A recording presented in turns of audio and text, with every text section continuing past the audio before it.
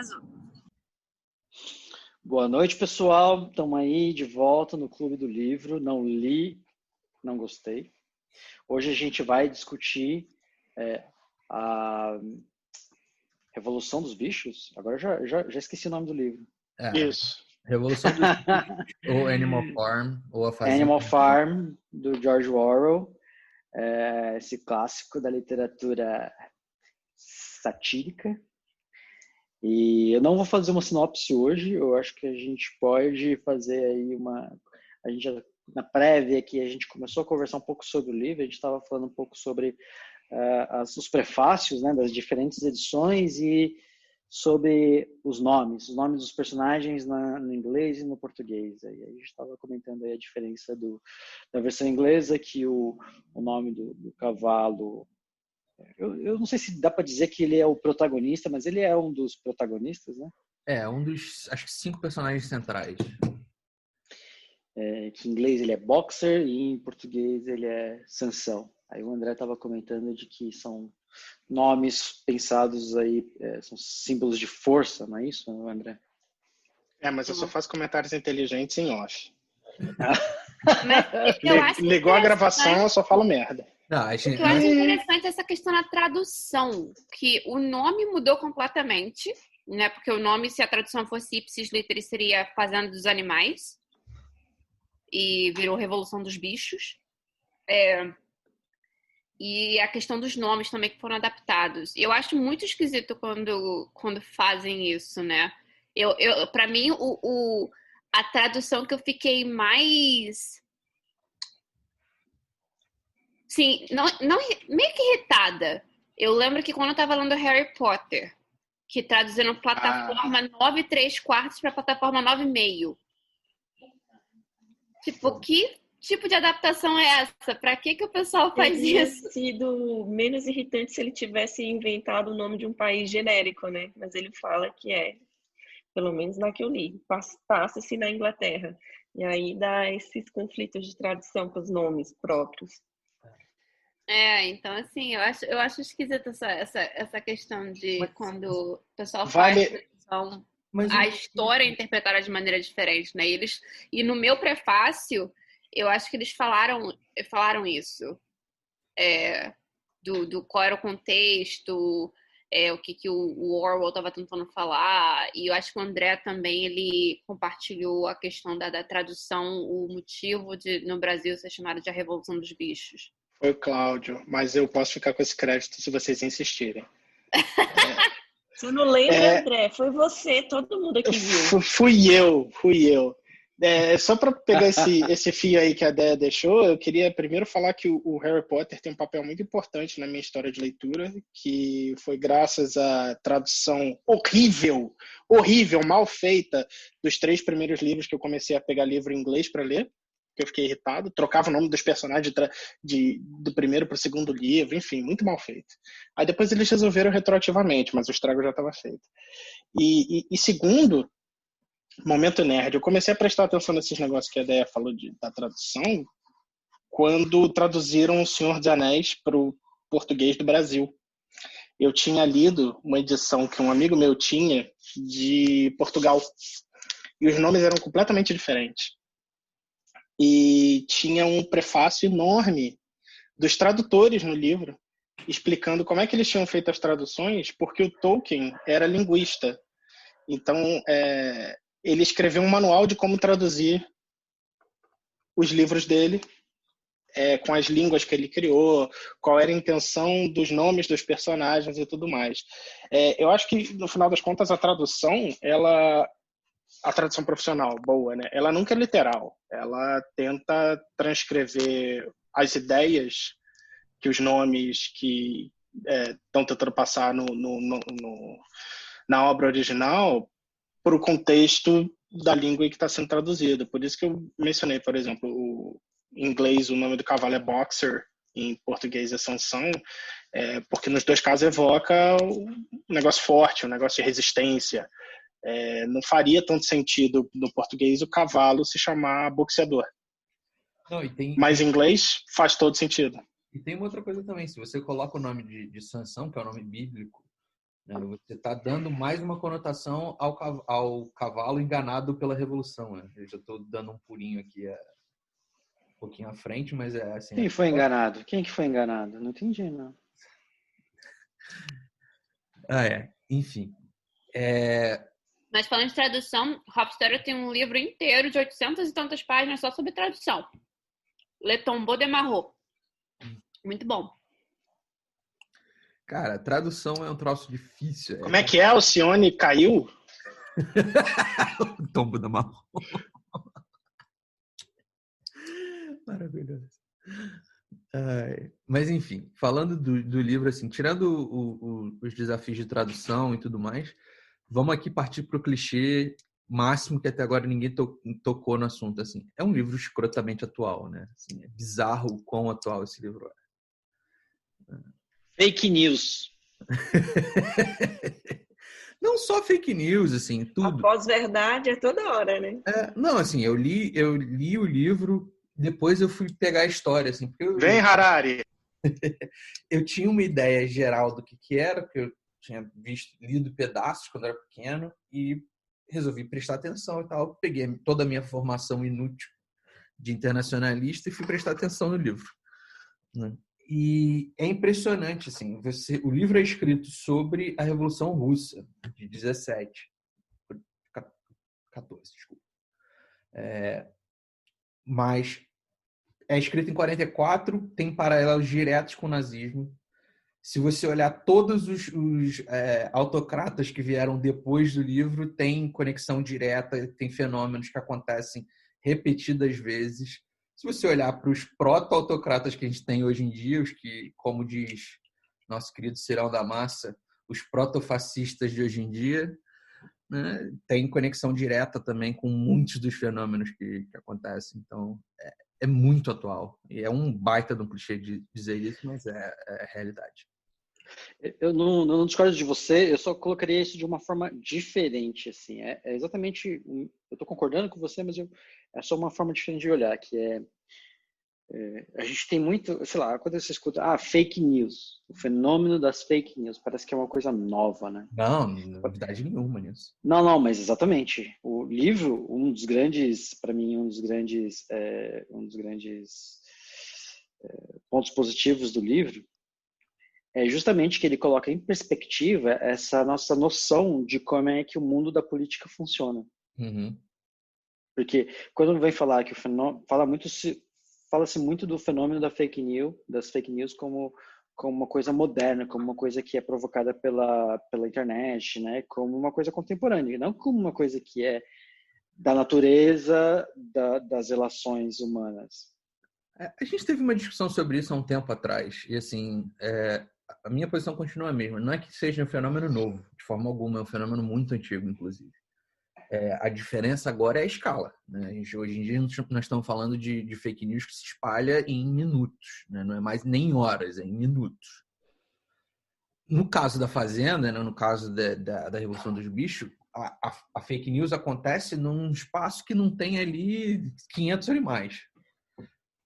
A fake news hoje acontece para milhões, e ontem eu estava brincando aqui com o André, estava vendo no Facebook, tem fake news rolando Brasil e Estados Unidos, conexão Brasil e Estados Unidos direto. É brasileiro comentando em coisa de americano o tempo inteiro.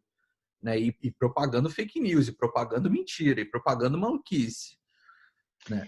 Não que eu discorde, mas assim, eu acho que o que é legal, uma das coisas legais do Orwell é ele olhar para... Enfim, eu não discordo de você, de novo, né? Mas assim, é essa coisa da perspectiva, né? Lembrar de que, beleza, existe hoje mais intenso, pode ser, mas essa coisa da manipulação da verdade, né? A manipulação dos dados, né? Da alteração da memória popular, é uma coisa, né? Gente, fake news. Ninguém criou agora. Esse que é uma das coisas que é interessante.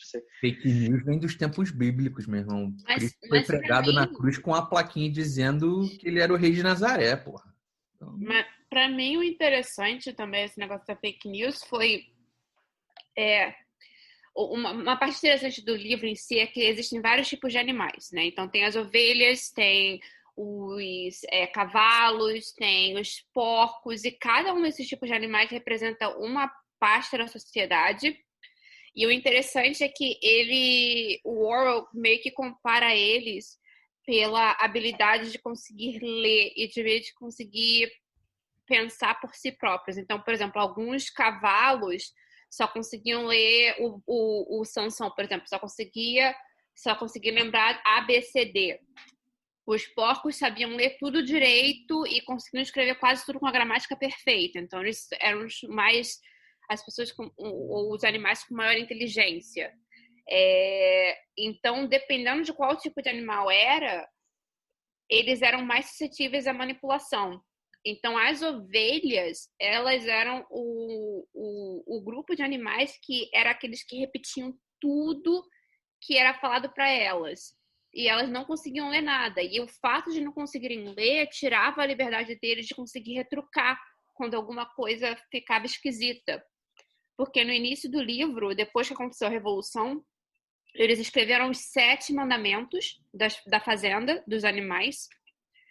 E ao longo do livro, esses mandamentos vão sendo deturpados.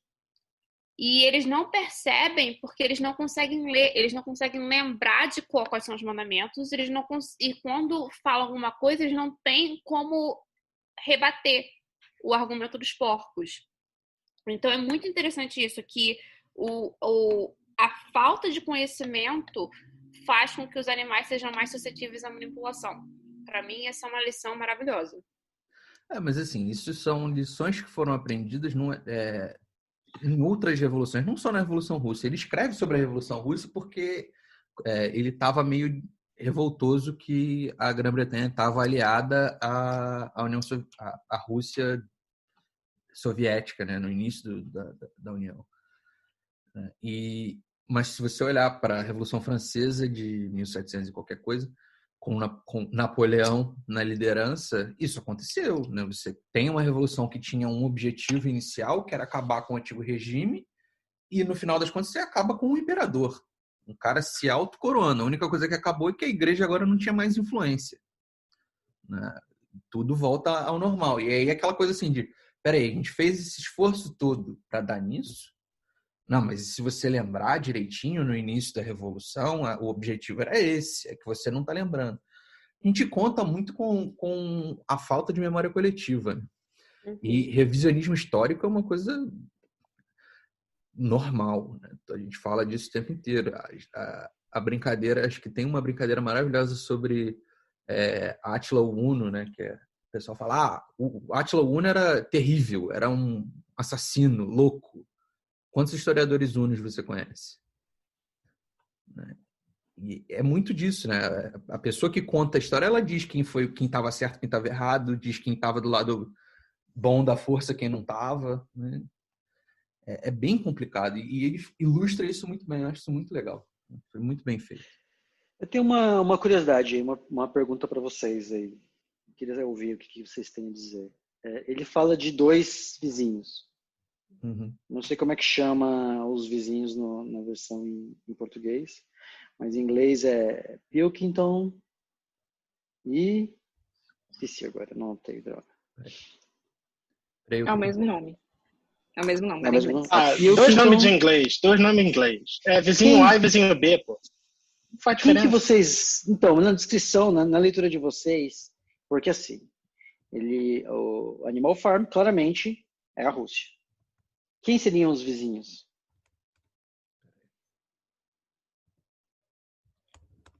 Não sei. Porque para mim o Pilkington é claramente a Inglaterra. E o outro seria talvez a Itália para ser Mussolini, eu já não sei. E Stalin? Não, peraí. Eu não tenho palpite. Eu não tenho a menor ideia. Isso era uma pergunta que eu queria fazer também para os nossos experts aqui. Quem são nossos experts? André e Gabriel, né? Porque... Tá em falta, peraí. Eu tô tentando achar aqui o nome dos caras para eu tô tentando lembrar a descrição dos dois. Peraí. Gente, o aliado que acaba atacando, o aliado que acaba atacando é o Hitler. É a Alemanha. A Alemanha. É o aliado.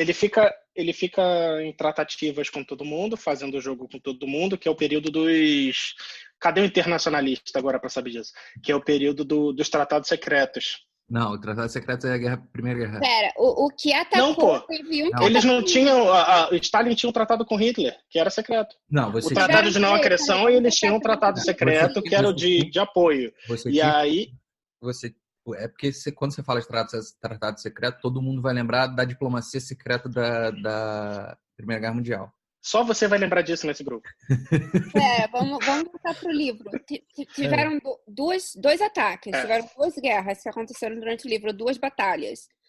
Teve a primeira batalha, logo depois que teve a Revolução dos Bichos, que é a batalha do Que é do Mr. Jones, de qualquer jeito.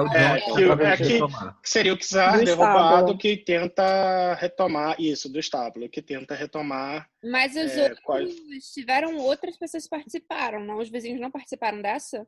Não. Não, Assim, Ele trouxe 10 homens, não foi? não, mas é o pessoal da cidade, não são os vizinhos.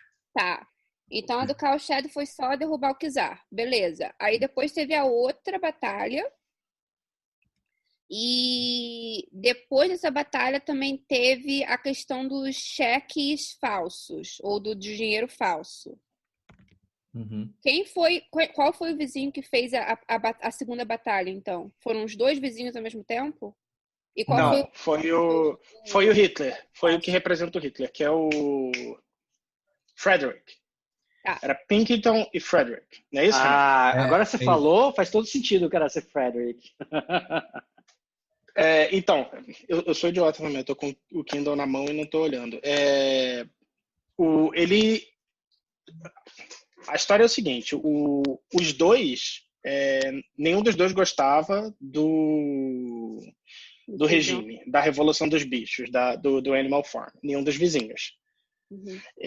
Mas os dois, eles falam, o Orwell fala que os dois tinham medo de ter uma revolução ou tipo uma rebelião nas fazendas deles. Então eles tinham propaganda, tinham tipo de todas as formas tentando deturpar o que estava acontecendo na fazenda, pro bem ou pro mal, né? E aí e tinha uma guerra de propaganda acontecendo, porque enquanto isso os porcos mandavam os pombos nas outras fazendas fazer propaganda da rebelião para os animais das outras fazendas. E aí uma é a Inglaterra, que é o que acaba se aliando depois, e uma é a Alemanha do Hitler.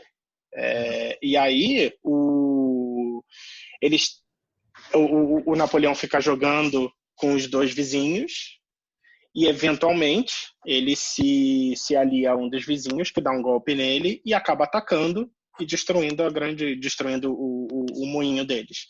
E esse vizinho que acaba atacando é o Hitler, que acabou, como na história, acabou atacando a Rússia, violando o tratado de não agressão que tinha com Stalin. E especialmente para o Orwell, que está falando do pós-guerra e reclamando da aproximação com a Rússia, o vizinho Inglaterra é a sociedade inglesa. Ele descreve como old-fashioned e... cadê? Foxwood was large... grande, abandonada e old-fashioned. Como é que traduz essa merda? Atrasada. Antiquada. Conservadora. E aí compara com a outra fazenda que é menor, mas mais bem organizada, com um dono que é duro, sombrio e sempre envolvido em confusões, famoso por forçar negociações difíceis. Então é uma clara descrição do que o Hitler seria nesse período, né? É o estadista que está puxando um país que está se modernizando e tentando expandir sempre o poder de barganha, apesar de não ter muito, né? Apesar de ter uma fazenda um pouco menor do que os outros. E quem são o Bola de Neve e o Napoleão? O Bola de Neve, o Napoleão é claro que é o Stalin. O Bola de Neve é o Lenin. Não é o Trotsky? E aí... O meu prefácio fala que não é engraçado. tem a representação do Lenin nesse livro, que é o Trotsky. Eu acho que é o Trotsky, porque o Trotsky é o cara que queria modernizar as coisas, que tinha planos, mas que nunca quis ter esse controle absoluto sobre a população. coisa que tanto o Lenin quanto o Stalin tiveram, né? Talvez. Qual que é Eu olhei o tempo da Neve, achei história? que era mais um. Porque esse livro é escrito ele é idealizado em 36 Não, escrito em 43. Prefácio, 37. Não, então é 37 que Não, nesse prefácio ele termina 43.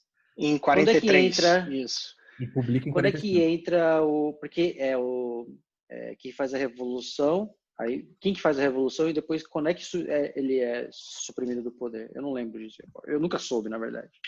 A Revolução Russa acontece em 1917. O líder é o Lenin. O Major, eu não sei se é o mesmo nome na edição brasileira, o primeiro porco que dá o discurso depois depois falece. Major. O Major, ele é claro que é o Marx, e ele falece, e aí em 1917 tem a Revolução liderada por Lenin, e ele tinha próximos dele o Stalin e o Trotsky. E o Stalin acaba botando o Trotsky para correr para outra vida. Esse período o tempo, eu não lembro quando é que o Lenin morreu, porque em 30 essa aqui é a minha dúvida. Quando é que sai o Lenin e entra o Stalin? Então, 35 acho que o Stalin já estava no poder. Não, peraí, ó. Eu abri aqui para confirmar as datas. Organiza a timeline, Gabriel. O Lenin morre em 24. E aí ele tem dois sucessores, tem duas pessoas que tomam conta, e aí entra o Stalin em, acho que 37. Ó, aqui. Chairman of the Council of Ministers em 41. E ele é o General Secretary de 22 a 52. Então, em 22 ele já tinha um papel proeminente. Então, seria realmente essa dualidadezinha ali de um líder um pouco mais ideológico e um líder mais centralizador, com os dois disputando poder. Então, é o Trotsky e o Lenin, é isso? O Stalin, desculpa. Stalin. O Lenin seria e o Marx seria o Major. O Major seria o Marx, quer dizer, o Major. Então, eu imaginei que o Major seria o Marx. Talvez o Major seja uma mistura do Marx e do Lenin. Uhum.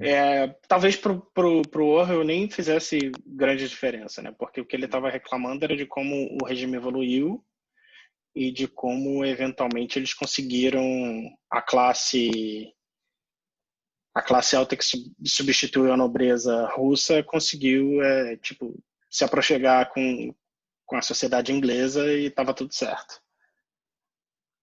E só para os ouvintes entenderem, o porco que se chama Major,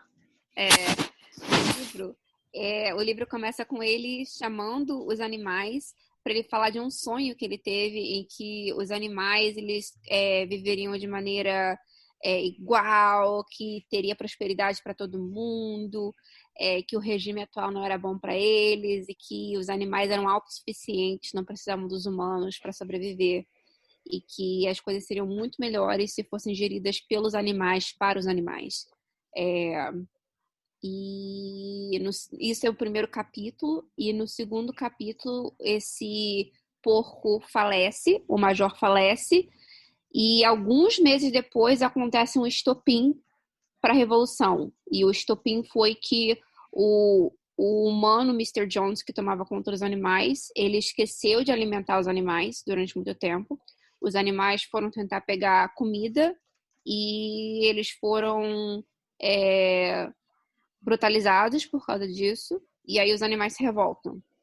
Então é bem interessante que tem esse linear bem bonitinho de vamos primeiro criar um pouquinho essa faísca para depois ter o estopim da revolução, que o Orwell não pulou direto para a revolução. Achei muito bacana isso no livro. É um paralelo muito legal com o que aconteceu na realidade, né? O Marx escreve sobre a revolução proletária muitos anos antes da Revolução realmente acontecer, e escreve falando da Alemanha. Ele não escreve falando da Rússia. Em momento algum, Marx fala sobre... Fala, Dedé. E o Lenin, que era Vladimir alguma coisa, e o Lenin e o Marx se correspondiam, e o Marx, segundo consta, achava que o prospecto de uma revolução socialista, comunista na Rússia era inviável, não aconteceria. Porque, de acordo com o marxismo clássico, a revolução acontece depois da industrialização. E a Rússia, na época, era o país menos industrializado, tá bom, tira os Balcãs, né, da Europa. A Rússia era basicamente o país feudal ainda. E o Lenin conseguiu organizar os agricultores, os peasants, para se revoltar contra a nobreza e acabar com o regime czarista. Mas, pela teoria marxista, a revolução só acontece depois da industrialização, depois de concentrar as massas trabalhadoras nas cidades. E tá faltando esquerda, né, Renato? Olha aí, ó, toma marxismo. Não, e o mais interessante é que assim, a descrição dele da Revolução dos Bichos é exatamente o que aconteceu na Rússia. É um período de grande fome em que o czar simplesmente desaparece. O czar não se manifesta. A população, no desespero, vai até o czar, vai até o palácio pedir ajuda. E a guarda do czar, com ordens do czar, abre fogo, mata uma galera. E aí vem a revolução. E aí a revolução acontece, o pessoal tira a família inteira, chama a família para tirar uma foto no subsolo e metralha todo mundo, exceto 2, que depois são mortos, inclusive Anastácia, para quem assistiu aquele filme que não é da Disney.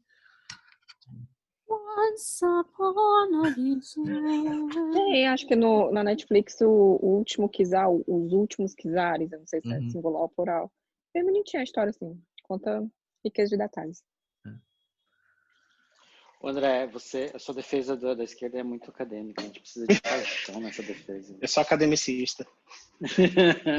Enfim, eu não estou nem defendendo, eu só estou...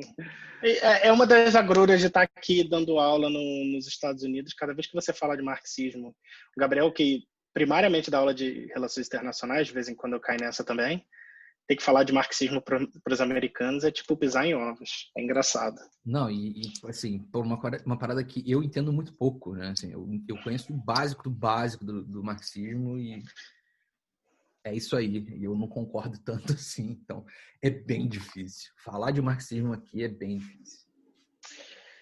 A minha pergunta... perguntar. Vai lá, Raquel. Para o Gabriel, para o André, pelo menos nas intenções, eram boas intenções originalmente, como o livro parece? A intenção parece sempre boa, mas de boas intenções o inferno tá cheio, né? Ou se já começou querendo que lá na frente tivesse essa inversão? Olha, assim, é muito difícil você falar que não há essas segundas intenções desde o princípio, até porque estamos falando de seres humanos. Mas, assim, se você olhar, tanto assim, nas grandes revoluções que aconteceram na Europa, principalmente, se você olhar a transformação da criação dos leis do trabalho na Inglaterra, a Revolução Francesa, a Revolução Russa, o período anterior é um período deplorável para a população em geral. É um período em que a elite, normalmente a nobreza, né? Não estamos nem falando de uma burguesia, estamos falando de nobreza, em que a nobreza vive nababescamente, né? Vive com muita fartura, enquanto a população em geral está abandonada. Né? A gente brinca, assim, tem muita referência na cultura pop, aquela coisa do se não tem pão que comam brioches ou que comam bolo, da rainha. Carlota Joaquim. Não, essa era do... Maria, essa era de Portugal, foi mal. Assim, tem muita brincadeira com isso na cultura. Quem é que faz edição? Corta isso aí. Mas, assim, há uma realidade nisso, né? Essa, mesmo que não tenha sido dita essa frase, né? Porque a gente nunca vai ter certeza se foi dito ou não, o sentimento era esse. A população em geral estava na merda e a nobreza simplesmente não prestava atenção. Né? E aí a revolução... $600 dá para pandemia. R$200 para pandemia, é nóis. Exatamente. Assim, tranquilo. Quanto é que custa uma banana? $10? Não, calma. Não, só se for incerto. Porque banana aqui é muito ridiculamente barato. É brincadeira que tem um meme de um local, acho que de uma série, de uma mulher que ela é ricona, tipo, quanto é que custa uma banana? Tipo, $10. Não é nada. O meme pro brasileiro é da moça reclamando que R$300 não dá nem para comprar uma calça jeans para um adolescente. Mas esse meme é velho, então o pessoal aqui do grupo talvez não vá se lembrar. Mas então, assim, o período histórico é um período muito ruim, um período muito negativo, antes das revoluções, né? Na francesa, nas revoluções inglesas e na Revolução Russa. Mas dizer que não havia nenhuma segunda intenção é muito difícil, né? Assim, até porque, se eu não me engano, já havia críticas ao trabalho do Marx sobre a inocência com que ele tratava o proletário, né? O proletário que chega ao poder é sempre tratado como um proletário nobre, um cara que nunca vai se corromper ou coisa do tipo. Eu acho que o Lula era isso aí. Mas é isso, não tem, assim, respondendo a sua proletário nobre. Não, e o engraçado é que Marx não fazia parte desse proletário, não. Marx já era, tipo, bem de vida desde o início. Não, ele não, né? Mas o do Hegel. Engels. Ele não era, tipo... Engels, desculpa, ele não era... Marx vivia com Engels em Manchester. Vocês estão juntinhos. O André tá enorme, gente. Ô, Gabriel, o que você tá fazendo com o André? O André cresceu, gente. Gabriel, não queria dizer não, mas você é o pai. Isso tem que cortar. Eu tô fazendo? Isso tem que cortar. A gente comprou 2 packs de 4 e uma de 6 cervejas anteontem. Tem 4 cervejas sobrando. Sou eu que tô fazendo? Ó, pra ser honesto, eu só tô pançudo. Eu não tô mais pesado. Então, ó. Que bom. Vai rolar uma edição. Gente, e a Mimosa? Quem Eu achei a Mimosa a melhor personagem. A égua, né? A égua. A égua com lacinhos vermelhos, que gostava de torrão, de açúcar. Vamos falar, quem é o Zafar. personagem favorito de cada um aqui? Regina falou que é Mimosa o nome? Não, meu favorito é o Sansão, coitado, que me deu mais empatia. Não, mas a Mimosa, eu achei ela assim, ai, gente, quero trabalhar não, vou ali. Zarpou. Eu na versão em inglês, eu gosto do Benjamin. Tem Benjamin em português? É o melhor. Tanque, é muito bom. Tipo aquela pessoa que já tá bem calejada, assim. O que cínico. Não faz nada. O cínico. Experiente, não se abala com nada. Não se envolve, não tem paixão. Eu a única hora que ele se emociona é quando ele percebe que o Sansão vai morrer, né? Sim. A única hora que ele trota. Sim. O Corvo também é interessante, né? Porque ele é meio que o clero, né? O Moisés. Basicamente. É o Corvo. Literalmente qual era o nome que ele tinha pra você? Acho que no português Moses. Era Moses. É igual. Mas é que eu não sabia que ele era um corvo. O nome do animal eu não lembrava. Raven. É um corvo negro. Eu gostava da gata. Nunca né? era encontrada trabalhando, né? Na hora do trabalho. Chegava carioca. Refeição, aí foi pra reunião, não ouviu nada, só ficou lá no quentinho dos cavalos. Falou do carioca, agora o Gabriel. Peraí, carioca é o cacete. Eu só quero dizer isso. Falando mal de carioca aqui, ó, que mora no Rio. E carioca é péssimo. Carioca é péssimo, gente. Pronto, falei. Ei. Por isso que eu vou mudar o meu nome aqui, porque não chega. Isso é racismo. Xenofobia, nada disso. claro, não chega no horário, tem o centro do mundo no umbigo. Acho que se resume aqui a 3 estados. Não tem. Fica, ai, cansa. 3?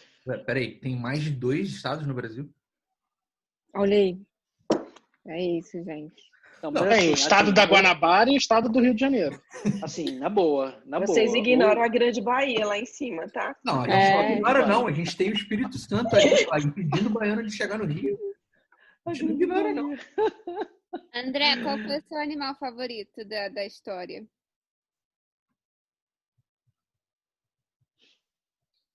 Eita! Eu pensei que a internet travou. Burro. É o Benjamin. Eu tava tentando me lembrar o nome. Benjamin. Isso, Benjamin. Porque ele é um velho chato. É um velho desanimado. Por isso que eu gostei dele. É um velho... Não faz... Pra quê? Mas é o mais sábio, né, no final. Ele é a pessoa mais lúcida. Não a pessoa, mas o animal mais lúcido ali dentre todos. Alguém gostou do Bola Pois de é, Neve? a gente combina nisso. Cara, eu gostei do Bola de Neve. do Bola de O Neve. Bola de Neve, ele chegou num ponto ali da revolução que ainda a vida dos animais todos tinha melhorado e ele não era totalitário. Tivesse parado ali Ainda. Esse é o ainda. Mas o Bola de Neve... eles já estavam começando a fazer as coisas erradas e o Bola de Neve não falou nada. O Bola de Neve estava tranquilo com eles pegando comendo maçã e leite para os porcos. Então, assim, Bola de Neve também não era muito santinho, não. E o que eu não gostava também do Bola de Neve, essa questão dele querer criar todos esses comitês diferentes, criar toda essa burocracia que Então, não mas servia para nada. Eram os sindicatos, isso? Mas é a coisa maravilhosa da burocracia estatal, cara. A burocracia estatal não é uma exclusividade da Revolução Russa, não. As revoluções fascistas, tanto a italiana quanto a alemã, tiveram quantidade absurda de burocracia. Você tinha que se registrar para poder trabalhar. Era absurdo. Assim, era uma coisa ridícula. É que a gente sempre alinha, porque quando a gente vê uma revolução de esquerda, você vê o Estado aumentando. Mas a direita também não fica muito atrás, não. Mas como assim? Precisa se registrar para trabalhar? Isso em todos os estados organizados. Então, isso é uma coisa que a gente pensa que é natural, sempre foi assim. Não, isso começou, né, a organização do trabalho em sindicatos, como é que fala? Não, mas uma carteira de trabalho, ela não é uma coisa... Ela é uma coisa fascista? Mas eu não tô Eu falando não tenho da carteira de trabalho aqui. Eu tô falando da unionization, né? De criar sindicatos, de criar conselhos regionais de medicina, conselhos regionais de engenharia. Você ter que ter esse registro estatal, burocrático, dizendo que você está apto a exercer essa profissão, é uma coisa que apareceu nas revoluções também de direita. Né? E acho que a maior parte da população brasileira, se você for ver, não tem carteira assinada. Estou trabalhando sem estar ligada a essa burocracia. A maior parte eu não digo não, mas tem uma... Eu acho que é só 40% da população que tem carteira assinada, não? Não sei, não vi os dados. Eu não tenho, por exemplo.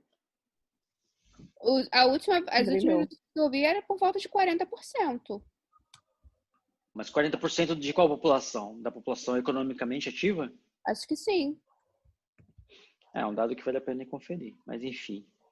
Galera, e voltando um pouquinho ao livro, quando tem aquela, acho que eu vou chamar de chacina, que vários animais são mortos pelos cachorros já um pouco adultos, 3 galinhas, que foram as que incitaram colocar os ovos de cima do telhado para quebrar. E eu fiquei assim, mas gente, são 9 cachorros.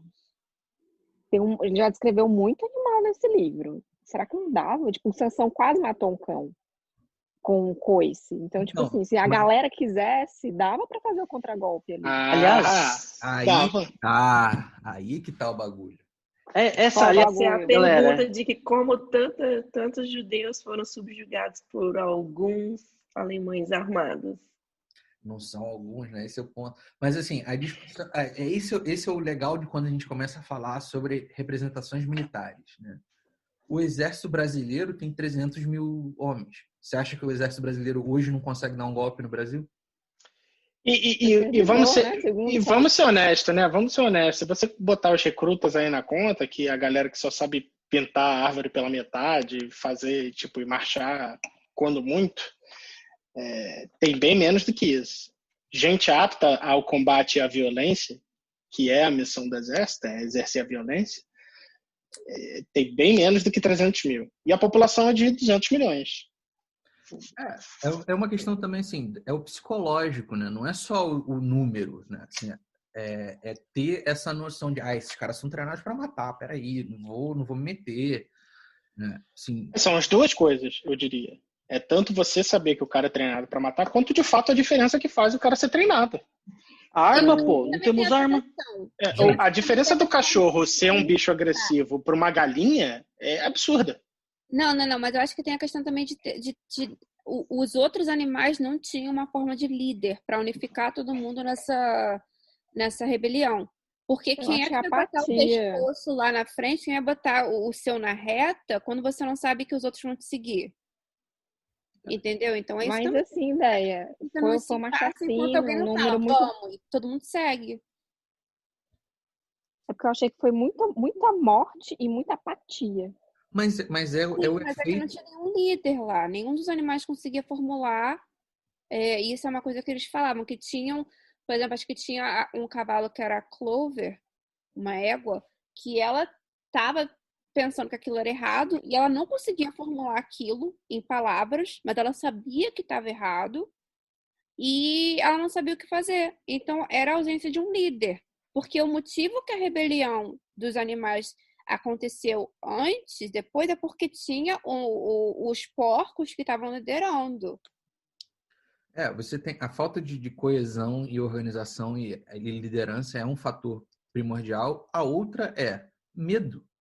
O medo é uma arma extremamente poderosa. Assim, eu dei aula esse trimestre sobre violência política na América Latina. Né? O meu orientador quis dar essa aula, eu estava de assistente para ele. E tem um capítulo que a gente fala sobre o Chile. O Chile teve uma proto-revolução ano passado, né, em 2019, em que o grande fator é a população que estava na rua não viveu sob a ditadura do Pinochet. Então não fazia ideia do quão repressivo o Estado conseguia ser. Então não viveu esse medo. E o medo, ele gera essa incapacidade de você gerar capital social, como a gente fala. O que a Déia está falando de organização, de ter o grupo coeso, a gente chama de capital social. O medo é um fator essencial para acabar com o capital social. Pessoas com medo não se organizam. E toda vez que aparecia alguém que estava tentando puxar a corrente para um lado, a galinha que subiu no galinheiro e começou a soltar os ovos de lá de cima para não pagar a taxa lá que ele queria pagar de 400 ovos para o vizinho. Né? Essa galinha, a primeira coisa que acontece com ela é morta. E assim, não tem discussão, não tem conversa, não tem perdão. Né? E é uma demonstração. Se você tentar se organizar, se você tentar ser um líder, você vai ser morto. Qualquer um que vá contra o regime será morto. E isso gera um puta do medo. E antes dessa chacina também, tem uma outra cena, depois do golpe do Napoleão, né, para ele tomar o poder, tiveram, acho que, 3 capítulos mais. Aí, depois de um ano deles estarem trabalhando, o Napoleão institui uma nova política de que eles vão fazer trocas com os vizinhos, o que antes era proibido você fazer qualquer coisa com os humanos. E aí, quando os outros porcos meio que protestaram contra isso, as ovelhas foram e começaram a gritar em cima. Então, teve uma manipulação da massa também aí que o Napoleão estava fazendo. Então, para ir contra isso, sem uma coesão, não dava. Até tiveram alguns animais que tentaram falar alguma coisa, só que não surtiu efeito. Foram calados. O interessante de você olhar para os dois líderes, né, para o Snowball e para o Napoleão, é a diferença entre os dois em termos de características políticas. Né? A gente hoje olha isso, você tem o líder populista do grassroots movement, daquele cara que vai na conversa, ali no dia a dia, conversando com a população e se fazendo mostrar que se você me seguir, você vai se dar bem. E você tem o cara que é carismático, que tem uma retórica incrível, que tem um discurso muito, muito bom, né? Que é o Snowball, que é o cara que no palanque ninguém segura. Né? Você não tem como argumentar com o cara. E aí você tem tipo César Maia. Aqui nos Estados Unidos a comparação seria o Partido Republicano com o Grassroots Movement, que é assim, impressionante como o Partido Republicano consegue ter essa abrangência na população em geral, enquanto o Partido Democrata faz os discursos que são os discursos que agradam a todo mundo. Então, no palanque, o Partido Democrata é incrível. No Grassroots Movement, o Partido Democrata é absolutamente desconexo da população em geral. E o Partido Republicano é o partido que agrada a todo mundo nesse sentido. E você tem os agitadores, né? Tem aquela galera que sabe fazer palavra de ordem, que sabe vai para Brasília fazer jogralzinho, né? Ficar falando palavrinha por palavrinha e tal. É impressionante, cara. Quem viu 2013, aquela galera no Palácio do Planalto fazendo, né? Tipo, nós vamos, não sei o quê, 1 milhão, aquilo é absurdo, né? Mas é uma técnica, isso é conhecido. As ovelhas eram isso, né? A galera que começa a fazer a gritaria para não ter mais o discurso, né? Para não ter mais o debate. Outra parte que é interessante também disso, das ovelhas, é que inicialmente eles fizeram os 7 mandamentos, né, do animalismo, mas porque as ovelhas eram animais que não eram muito inteligentes, eles tiveram que simplificar muito os mandamentos. Aí eles simplificaram para só um deles, que era 4 pernas bom, 2 pernas ruim. E é interessante ver o quão ruim é você simplificar as coisas demais, né, nesse caso, porque o que aconteceu depois é que eles conseguiram manipular várias outras coisas, porque teve essa simplificação que você conseguia justificar qualquer coisa. E quando os mandamentos são apresentados, eu achei bem interessante, pelo menos na frase do livro em português, tem dizendo esses são, não sei se é o narrador, se é um dos porcos que está falando na hora, mas que são os mandamentos imutáveis. Uhum. E aí os mandamentos vão mudando ao longo da história. Mas assim, se você olhar para a história recente do Brasil, né, você tem isso com o Lula sendo eleito em 2002, né?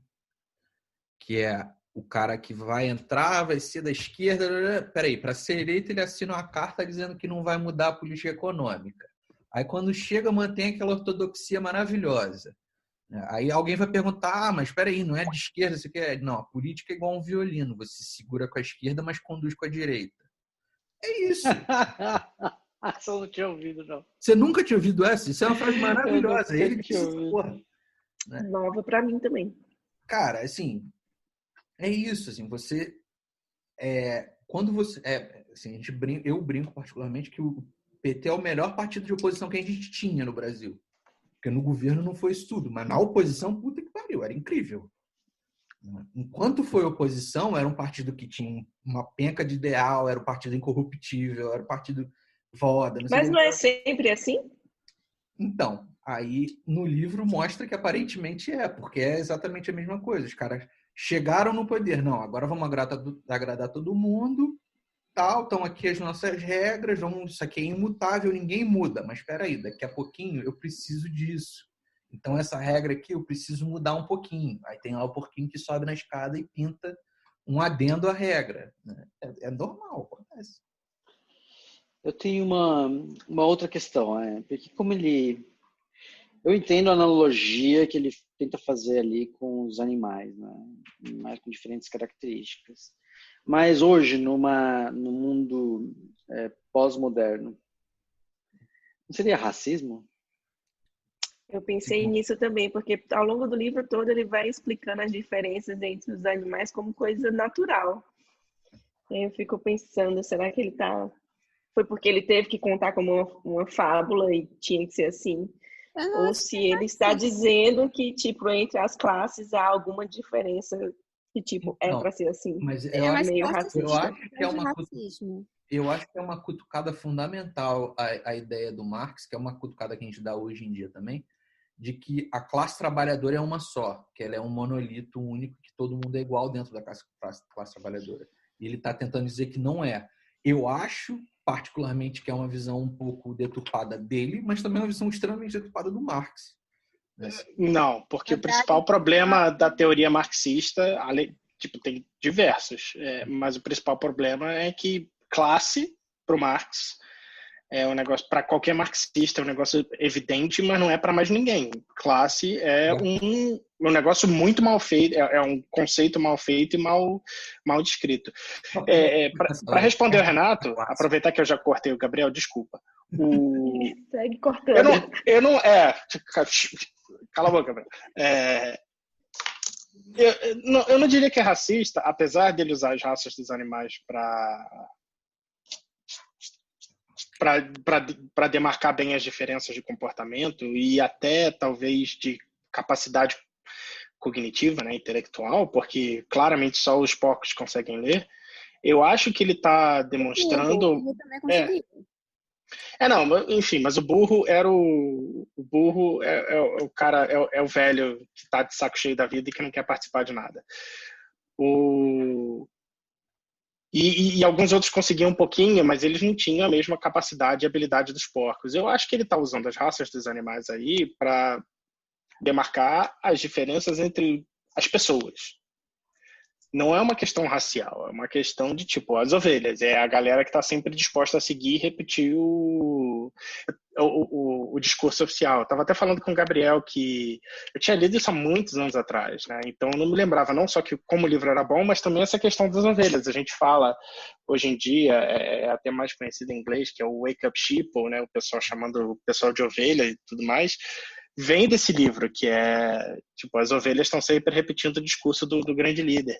A gente chama de gado no Brasil. E os cavalos, e o cavalo, que é o bicho que, tipo, tinha a força, que fazia o trabalho pesado, e, enfim, ele usa os animais para descrever diferentes tipos de pessoas e a maneira como esses tipos de pessoas eram exploradas. Pô, as galinhas que produzem ovos eram exploradas na produção dos ovos. Enfim, eu acho que é mais um artifício literário do que racismo. Não que talvez não houvesse, não sei. 1940, foi minha impressão, acho que um certo racismo era até, tipo, normal, mas... Não, um certo racismo é esperado, né? Mas, para mim, o interessante também é que alguns dos animais, dos tipos de animais, por exemplo, os cavalos, você consegue diferenciar os cavalos. Agora, você não consegue diferenciar as ovelhas, você não consegue diferenciar as galinhas, você não consegue diferenciar... O gato não tem nome.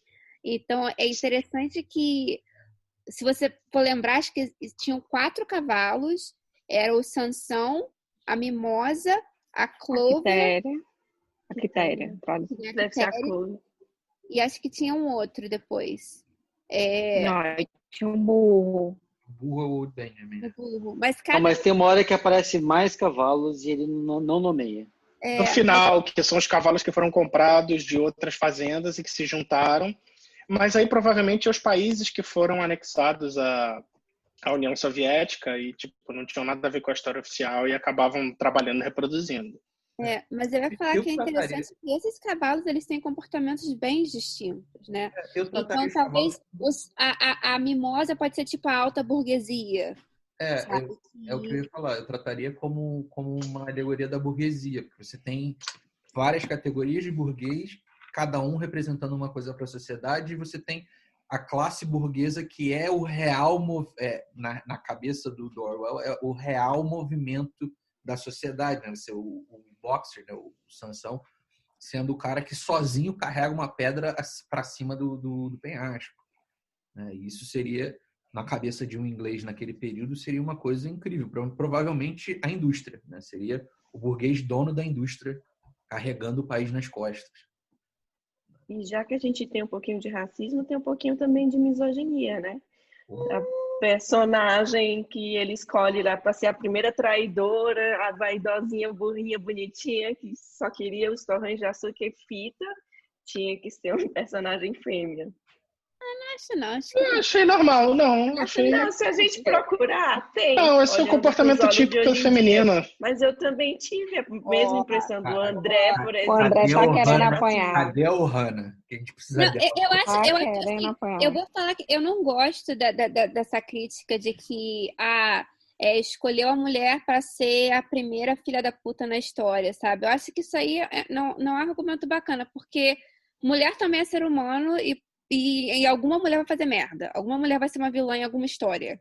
Mas não é uma coincidência? Sim, tipo Eva, Pandora... Que a J.K. Rowling é transfóbica por causa do livro dela novo, sabe? Que, tipo, tem um personagem que parece que se veste de mulher para atrair outras mulheres para matar a mulher. Mas, tipo, parece que passa bem en passant. Aí o pessoal, tipo, ela já tá fazendo alguns argumentos no Twitter que o pessoal tá considerando transfóbico, aí publicou esse livro, o pessoal já tá caindo em cima dela. E, então, é tipo assim, eu não gosto... Ela não é transfóbica por causa do livro, ela é transfóbica por coisas que ela fala todo dia no Twitter. No Twitter, sim. Mas o que eu tô falando é, eu não acho que Mas o pessoal caiu em cima do livro também, falando que o livro era transfóbico por causa disso. E eu não acho que você escrever um personagem vilão de qualquer gênero, raça, sexo, o que for, é fóbico de alguma forma. Tipo, existem gays vilões, existem gays bons, gay é ser humano, existe pessoas trans boas, existem pessoas trans ruins, sabe? Então, são pessoas complexas. Então, eu não acho que tem que ter essa mentalidade de que você não pode escrever um personagem ruim dessa categoria, tipo, porque essas pessoas são ilibadas completamente. Então, mas é que aí entra uma coisa assim, eu concordo contigo, eu não acho realmente que seja sexismo no caso desse personagem. Eu acho que o personagem foi escolhido como o personagem do luxo, né? O personagem que representa aquela burguesia que trabalha com o luxo, que se beneficiava do período que seria do antigo regime, né? Porque a gente fala de antigo regime em relação à França, mas que se beneficiava da monarquia, né? A burguesia que trabalhava com o luxo providenciava para a nobreza bens, né? O produto que ela produzia só a nobreza tinha capacidade de comprar. Né? Então a ideia é assim, peraí, se não tem a nobreza, eu perco o meu principal cliente, eu não tenho mais motivo de viver. Então fica claro que para eles é mais benéfico não participar da revolução, ser o primeiro traidor da revolução e voltar para o canto onde a nobreza ainda existe. Né? Por acaso ele escolheu um personagem feminino. Acho que porque fica mais fácil do leitor entender um cavalo feminino, uma égua, né, no caso, que se sente confortável com lenços, com a beleza dos torrões de açúcar, com o caralho a quatro, né? Enquanto o trabalho manual fique com um cavalo macho. Para 1940, não é nem a pior coisa que ele podia ter escrito. Eu achei uma pequena misoginia muito perdoável para 1940, foi isso que eu achei. Talvez. Eu acho o Gabriel misógino. Provavelmente. Não, o André. Gabriel, não. Eu gosto que vocês se enganam. Sim. Eu acho que assim, eu não discordo totalmente da Raquel. Eu acho que não é coincidência. Não. Mas eu também acho... Eu não discordo da Ruth, peço perdão pelo vacilo. Mas eu não acho que é coincidência. Mas eu acho extremamente improvável que num livro de 1940, por mais sátira, por mais ácido que seja, que o cara ia colocar um cavalo macho que gostasse de frufrus e mordomias. Eu acho que ele trabalhou com estereótipos e eu acho que, enfim, para o que ele estava se propondo, os estereótipos eram extremamente importantes. Que os animais fossem reconhecidos facilmente através dos estereótipos só funciona a favor da narrativa dele. Não quer dizer que os estereótipos são bons, quer dizer que ele podia ser mais criativo. Afinal de contas, o Orwell é conhecido por ser um grande escritor, mas ainda assim funciona. Se fosse escrito em 2020, seria bem menos perdoável, com certeza. Ele ia apanhar pra caceta. Gente, eu tenho uma questão... Tá apanhando e tá morto há 100 anos já. Quem? Monteiro Lobato. A Monteiro Lobato era um racista babaca, escroto. Exatamente. E nem eu tenho uma questão... O livro é ruim, Monteiro Lobato. Peraí. Não. Assiste do Cavalo Amarelo é maneiro, vai. Não é não. Eu li de verdade, vi mais de um. É chato. Então, minhas lembranças de infância me dizem que é bom. Era muito ruim. Mas, esse é o ponto. Eu li quando era pequeno, então... Eu li quando era bem pequeno, então também é verdade. Mas, então, uma coisa que eu fiquei levemente confuso é quando começa a ter a onda de execuções. Eu não sei se vocês viram isso de uma forma mais clara, mas assim, começa a ter a onda de execuções, de acusações, execuções e confissões. Me pareceu, eu fiquei meio confuso nessa parte das confissões, quando as galinhas confessam, quando os outros animais confessam os crimes. Porque na linha do livro, de um modo geral, o que o Orwell está falando é que o Napoleão ele vai pegando as verdades e ele vai levemente distorcendo as verdades e que ele impõe a vontade dele através da força que é representada pelos cachorros, né? Então, ele aparece com os cachorros eles impõem medo sobre os outros animais e os animais vão aceitando um pouco por medo, um pouco por ignorância. Quando chega na parte das execuções, os animais confessam os crimes. Então, mas... E isso eu achei confuso. Eu entendi que era confissão por coerção. Eu não tive a impressão que os crimes foram reais. Porque não fazia sentido. O Bola de Neve não participou mais da história e todas as confissões eram alguma coisa relacionada ao Bola de Neve. É uma ideia de que dentro de um regime totalitário, né, e isso é uma coisa que a gente pode até procurar evidência na história, as pessoas que são pegas em crimes, que são executadas, elas nunca são executadas sem motivo, né? E normalmente vem uma carta de confissão, vem confessou sob tortura ou alguma coisa do tipo, dizendo que ela é um high treason, né? um grande traidor da causa. Né? É porque no caso ali, como os animais não sabiam escrever, ficava sempre sendo eles confessando antes de serem executados. Acho que se você levar isso para a realidade das revoluções, provavelmente aconteceu de alguém ser levado para a guilhotina e confessar na frente da guilhotina que fez, né? Achando que vai ser perdoado ou alguma coisa do tipo. Acho que a confusão do Renato é a mesma minha. Quando começou a ter, vou lembrar que eram 3 galinhas, as mesmas que subiram lá para colocar os ovos quebrados. Eu fiquei, mas por que elas estão falando que foi o Bola de Neve? Esse Bola de Neve sumiu da parada. Isso é outra coisa interessantíssima que você pode fazer paralelos com a história, que é o seguinte. Dentro da Revolução, você vai criar inimigos. A forma de você ter um inimigo externo é uma forma de você gerar coesão para o movimento.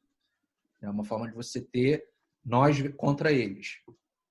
Você vai ter o nós contra os comunistas, nós contra os louros de olho azul, nós contra as elites, nós contra... inimigo interno também, né? Tem uma hora que o livro coloca os espiões.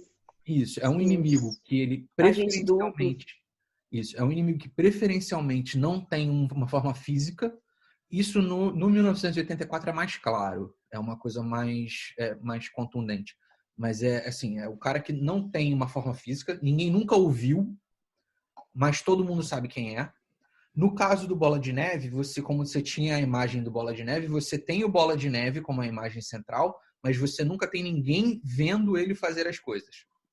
Né? E é uma forma de você gerar assim, não é nós contra os humanos, e agora nós temos nós contra o grande traidor da causa, que é o Bola de Neve. Não só isso, mas na própria progressão da história, mostra que em determinado ponto os animais não só compram esse negócio do Bola de Neve como grande traidor, como eles começam a falar que a culpa é da Bola de Neve. Tipo, aparece vaca dizendo que o Bola de Neve as ordenhou durante a noite. Coisas começam a ser atribuídas, coisas que dão errado e começam a ser atribuídas à Bola de Neve. E eu acho que isso é parte da construção da construção da pós-verdade no subconsciente. As pessoas começam a atribuir ao inimigo coisas que ele obviamente não fez, mas como aconteceram, elas são atribuídas a ele. Tudo que dá certo é personificado, né? Exatamente. Ele vai desenvolvendo em paralelo o inimigo externo e o grande líder. Tudo que dá errado, tudo que dá certo. E aí depois do grande expurgo, né, que morrem as galinhas, que são as rebeldes, morrem os 4 porcos que sempre timidamente foram contra o Napoleão. Aí o Bola de Neve aparece falando... exatamente como a Ruth, tinha falado que o inimigo interno e o externo foram derrotados, né? Eles precisavam derrotar o inimigo externo, mas derrotaram também o inimigo interno, que era o Bola de Neve. Na pós-verdade da Revolução pós-expurgo. Eu acho que a grande coisa do culto à personalidade é você ter 2 personalidades. A personalidade que você tem que cultuar, a personalidade que é o grande líder, que é o cara que vai te salvar, que quando não tem alguma coisa você vê a foto dele, como acontecia na Rússia durante alguns períodos da Guerra Fria. E você ter uma personalidade em quem você pode personificar tudo que é de ruim nessa história. Né? Então, no caso, era o Bola de Neve. No caso do Brasil, para a galera do Bolsonaro, é o Lula. Para a galera do Lula, é o Bolsonaro. Então, você vai ter sempre essa dualidade, duas personalidades que ou você é completamente a favor de uma ou você é completamente a favor de outra. Isso gera coesão interna, né? Sempre Mas o Bolsonaro tem a culpa de tudo. Exatamente. Mas eu continuo a não entender por que as galinhas falaram que foi Bola de Neve Lavagem que ordenou cerebral, que elas... amiga. Mas, mano, aí tudo que tava... Exatamente isso que tu... narrou, a água lá do açude estava boa, aí a vaca falava que era o Napoleão, por causa do Napoleão que a água estava boa. E eu fiquei assim, gente, mas não tô entendendo. Eu fiquei confusa também. É personalidade, é culto à personalidade. Falar que tudo que dá certo é por conta do grande líder é o culto à personalidade do grande líder. Falar que tudo que dá errado é por conta desse inimigo invisível que é o Bola de Neve, que ninguém nunca mais viu, porém era um indivíduo presente em tudo que dava errado, é também uma forma de cultuar uma personalidade como forma de todo mal, né? O Bola de Neve, ele não necessariamente desapareceu. Ele podia até ter feito alguma coisa, mas ninguém nunca ouviu. Ninguém nunca mais ouviu. Ele só era uma forma fácil, uma coisa que todo mundo lembrava, né, que todo mundo viu quando o Napoleão expulsou o Bola de Neve da fazenda. Né? Então, isso era uma coisa que ficava marcado, né, que ficou clara na memória. Mas ninguém nunca mais viu ele, ninguém viu as ações dele. Era só uma forma de construir uma narrativa dizendo que tudo que o Napoleão faz é bom, tudo que o Bola de Neve faz é ruim. Tudo que dá errado é por conta do Bola de Neve. Tudo que dá certo é por conta do Napoleão. É uma narrativa. Né? Eu tenho duas outras perguntas. As duas perguntas que elas têm a ver, não tem a ver. A primeira delas é, quando eu escuto Bola de Neve... Igreja. Não. Sou eu Bola de Fogo. Pensam isso? E o Carlos... Sou eu Bola de Fogo e o Carlos tá de matar. Vocês não pensam isso? A minha outra pergunta é, qual vocês acham que foi o destino do Bola de Neve? Ele morreu? Ele morreu. Pro Bacon. Eu acho que provavelmente foi para outra fazenda e morreu. Virou Bacon. Eu acho que ele foi pra outra fazenda. Eu acho. Ele morreu. Eu acho que sim.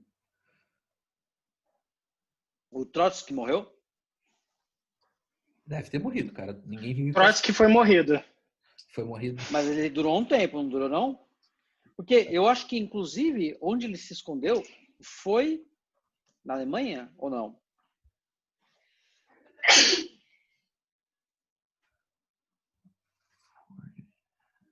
Especialistas, ninguém sabe. Tô vendo, peraí.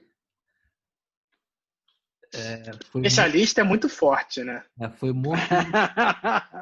morto em 1940 com uma Olha só. de gelo. Olha que coisa linda. Não, ele foi pro México. Ele foi assassinado na cidade do México em 40 por um agente soviético. Com um machado de gelo. Com o quê? Um machado. Sério? É o que está escrito aqui na Wikipedia. Negócio bruto. Pois. A Rússia tem a tradição de matar a galera de uma maneira maneira, então... se eu não me engano, é o Rasputin que morre de hipotermia. Não, o Rasputin, segundo as histórias, ele morreu a pauladas, aí foi esquartejado, jogado no rio. Mas ele meio que merecia, né? Era um Olavo de Carvalho barbudo que não tomava banho. Então, se o futuro do Olavo de Carvalho for Pro czar. É a mesma coisa. Era um velho astrólogo. Gente, o Olavo é o Rasputin. Nossa. Então, esse paralelo não tinha feito, arrasou. Então, agora a gente já sabe que se for para dar veneno para ele, que acho que é cianureto, se eu não me engano, não coloque em doce, porque corta o efeito. Tem várias histórias. Deram veneno dose para matar elefante dentro de um pudim. Cortou o efeito. Não morreu. Deram uma porrada na cabeça e jogaram no rio. Também não morreu. E reza a lenda que o brinquedo do rapaz está aí no museu exposto, porque era... Tinha que o mentira. Gabriel lembrar da bigola muita do lenda. Russo. A curiosidade do Gabriel me surpreende. Aí o Renato quer falar de mim. Cara, eu não sei quem foi que me contou essa porra, mas me contaram. Significa. Eu também ouvi Significa.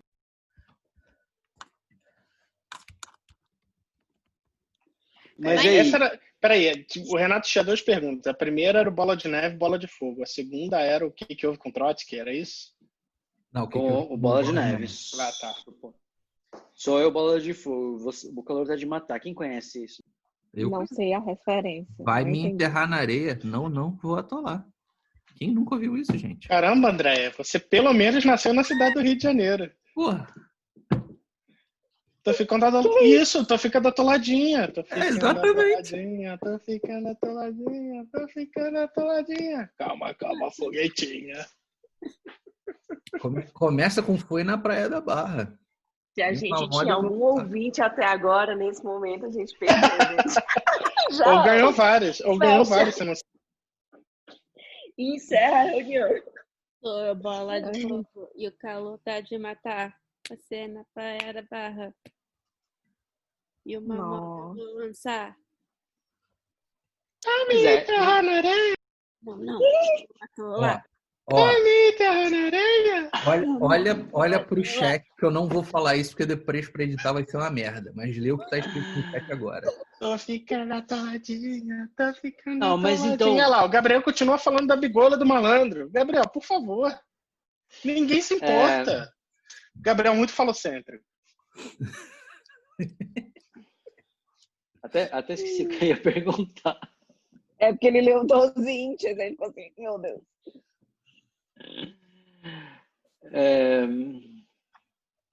Perdi o fio da meada. Falou de bigolo, o japonês se perde. 12 índices são quantos centímetros? Converte aí. Ai. Vezes 12,5. 30 e pouco. 2,5? Não. Não, 20... É 2,5. 30,4. Olha aí, 30 e pouco. Gente. Lembrei. Eu tinha lido esse, acho que muitos de vocês também, mas eu tinha lido esse livro, tem muitos anos. Acho que eu li há 14 anos atrás. Eu não tinha pelos ainda. Eu li quando 17. Mas peraí, tu é japonês, cara. Teoricamente vocês não têm pelos até hoje, então... A discussão pode ir para um lugar bem dark, mas vamos pular. Eu pensei nisso, por mas favor, não me não. manifestei. Eu também pensei. Deixa pra lá. Mas... E eu achei interessante, assim, tipo, porque aí dessa vez eu li a versão em inglês e eu li uma versão que era legal porque tinha vários prefácios e tal. Eu li um prefácio da versão ucraniana, eu acho. Estava contando para vocês, né, antes do começar a gravação. Mas uma das coisas que me chamou a atenção na versão em inglês é que tinha várias palavras que foram novas para mim. E eu não sei se é porque tinha um vocabulário de fazenda, mas eu não sei se é pela forma dele escrever, que é uma forma um pouco mais... Porque é isso, né? É um livro de... Dos 80 anos anos. 30, dos anos 30, 40, anos. Né? Esse livro tem 80 anos, né? Então a linguagem muda, apesar de que, se você pensar 80 anos, deveria ter mudado muito mais do que mudou. Eu não sei, aí tem uma discussão aí. Então, meu ponto, eu tô pensando mais no aspecto literário. Assim. O que vocês acharam da dificuldade ou da facilidade de ler o livro? Né? O que vocês acharam do vocabulário e talvez, assim, ainda voltando um pouco à questão da tradução, né? Se na versão em português... alguém aqui, além de mim, leu as duas versões, português e inglês, ou não? André? Eu li em português quando eu tinha 17. Só português. E aí, então minha pergunta é um pouco nesse sentido. Assim. Eu li em inglês uma versão pirateada. O que vocês acharam aí da Eu li em português e achei a linguagem facílima, não sei se foi adaptada. Pois é, eu li em português e achei super, super fácil. Eu li em inglês Tem uma pergunta. A gente leu, para quem, enfim, já que alguém talvez vai ouvir isso no futuro. Depois do hino da toladinha, nobody. Assim, eu tô aqui na dúvida entre editar ou manter seguindo essa linha de não ter corte. Enfim, tá muito maneiro. Enfim, teve uma notícia no grupo do WhatsApp da galera que o Cláudio mandou sobre a tradução brasileira. Que a tradução brasileira foi feita pós golpe militar no Brasil por um tenente do Exército. E ela tinha, por exemplo, a palavra revolução não aparece em momento nenhum no livro. Para quem lê o inglês, você vê que aparece rebelião, mas não aparece revolução, o que é super interessante, porque eles diziam que era uma revolução. Em 17, e o Orwell não fala de revolução. E o tenente, enfim, o cara que traduziu aparentemente pela notícia em favor do regime militar brasileiro, fala de revolução porque o regime militar se falava muito de revolução e fala mal do socialismo, etc, etc, né?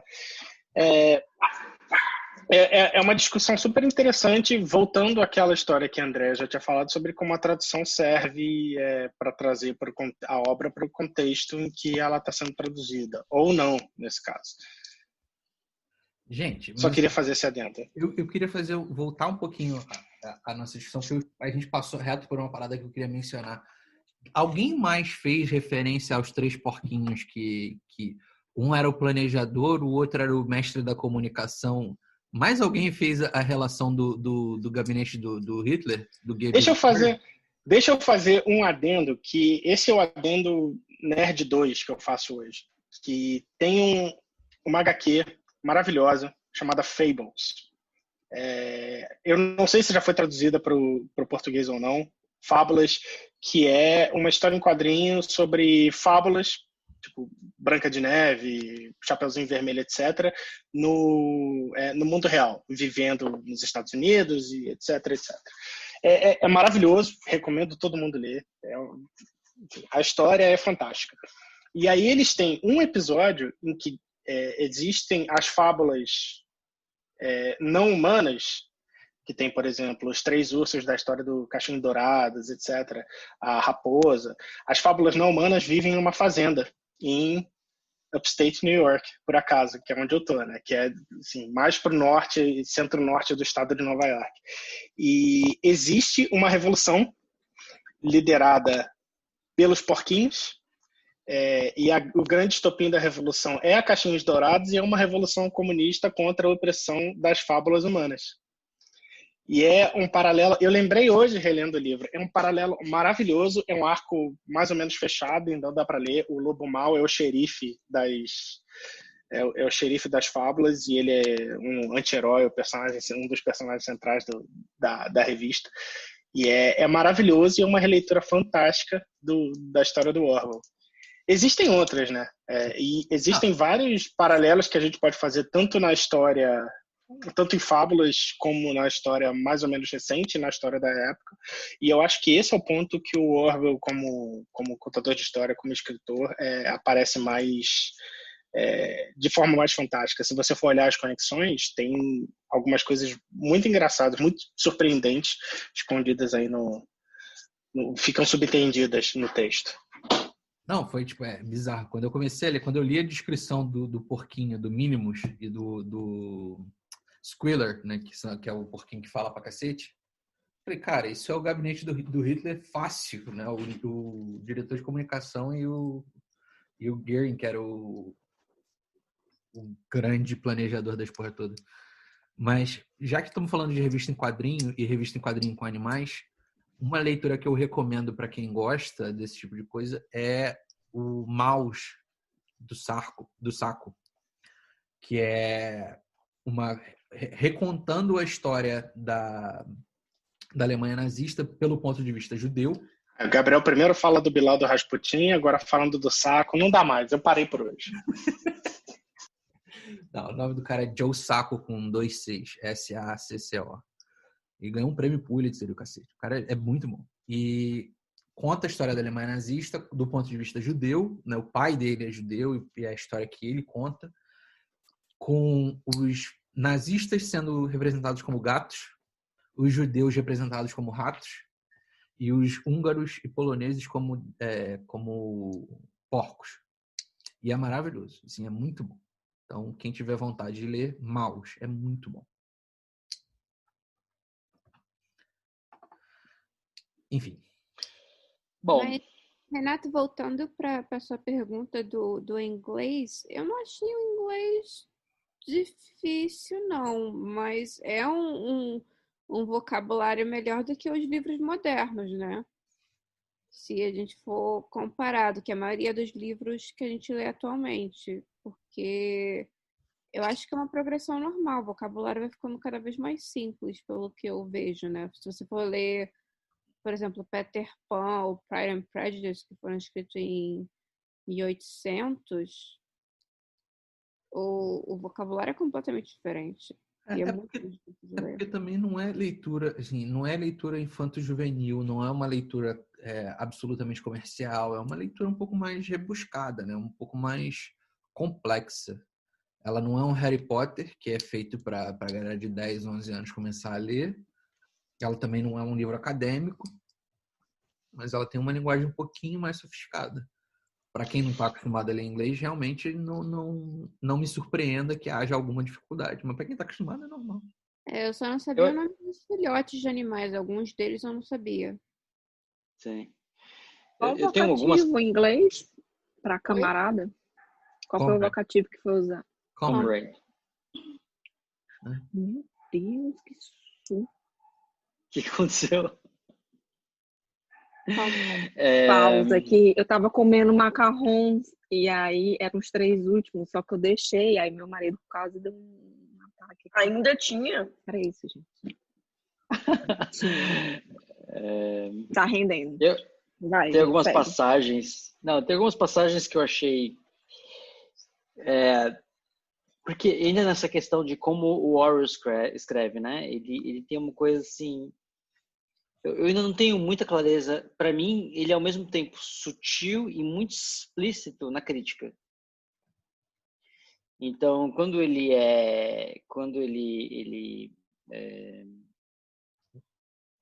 porque é isso, né? Ele é satírico, né? Ele tá imitando ali a realidade, mas ele dá uma interpretação um pouco alegórico. Alegórico, satírico, eu não sei exatamente qual que é a palavra que se encaixa no estilo dele, mas tem uma passagem aqui, eu tô procurando aqui uma passagem onde que ele fala, por exemplo, da gata, né? Que é uma sátira política, eu diria. Eu acho que o Renato não tá errado em dizer que é sátira, não. Não, é satírico, mas é porque também ele tem uma alegoria muito forte, né?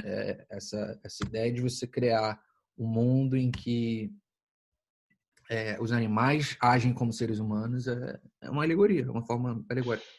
Deixa eu dar um exemplo, uma passagem que eu achei assim, é bem simbólica, né? Ele fala assim: o trabalho era estritamente voluntário, mas qualquer animal que se ausentasse desse trabalho teria suas ações diminuídas pela metade. Sim. Ué, é voluntário. Então, não, mas tem vários momentos no livro desses que assim, eu, por exemplo, ri um bocado, mas é triste e é largado assim do nada. O trabalho é estritamente voluntário, mas quem não comparecesse comia menos. Ponto final, troca de capítulo. É fantástico. Isso, exatamente. Tem uma outra passagem que ele fala antes, né? Ele fala do gato. É gata ou gato? Eu não lembro agora se é fêmea ou macho. Gata. Mas aí fala assim que o gato no final da história... Gata, né? Somos misóginas. Então é gata. E a culpa é das mulheres, mas assim... Em inglês não tem gênero, então foda-se. Não, ele chama ela de she. Fala que a gata tinha votado nos 2 lados, né? Que a gente descobre. Causando caos! É nóis! Adorei. De Eva. Essa gata querendo, tipo, no comitê, querendo chamar os pássaros para ficarem perto dela. E nessa forma de escrever dele, para mim, eu leio duas coisas, né? Uma certa, eu acho assim, tipo, genial, né? Como crítica, né? Como forma de crítica, mas ao mesmo tempo eu leio uma discussão que a gente já teve antes agora, é um certo cinismo. Vocês acham que o Orwell, ele é cínico? Teve alguns momentos que eu achei que o narrador tinha a visão de um porco. Eu acho que... Justamente por essas frases absurdas. Eu acho que o Orwell tá mais pro burro do que pros porcos. Especialmente lembrando, primeiro, que ele escreveu em 1984, né? Animal Farm é bem contra a Revolução Russa, contra a URSS. E 1984 é mais voltado para o nazismo, mas é contra totalitarismo em geral. Mas vale lembrar que o Orwell lutou na Guerra Civil Espanhola, ele era anti-totalitarismo. Enfim, eu acho que eu tenho uma dificuldade grande de ver um cara desses se identificando com os porcos. Eu acho que eu tendo a ver mais como o Renato, que ele era cínico, e ele é mais como o burro, né? O burro, em todos os momentos da história, é só um velho mal-humorado. Ele só se excita, ele só se anima e participa mais quando vão levar o Sansão, o boxer, embora, porque ele consegue ler e ele vê que está sendo levado para o matadouro. E desde o início da história até o final, ele sempre acredita que a vida vai continuar a mesma merda, seja com um regime novo, seja com a revolução, o que for. Então eu acho que ele é bem cínico, ele é total cínico. Nesse lado você pode pensar que o Orwell é inglês. O Orwell viu a Inglaterra, conhece a história da Inglaterra, sabe que a Inglaterra teve um período em que a nobreza mandava, um período em que a nobreza mandava com poderes limitados, um período em que a nobreza existe, porém não manda. E que a vida para o proletário continua a mesma merda. Então, né, assim, o cinismo é mais do que justificado nesse caso.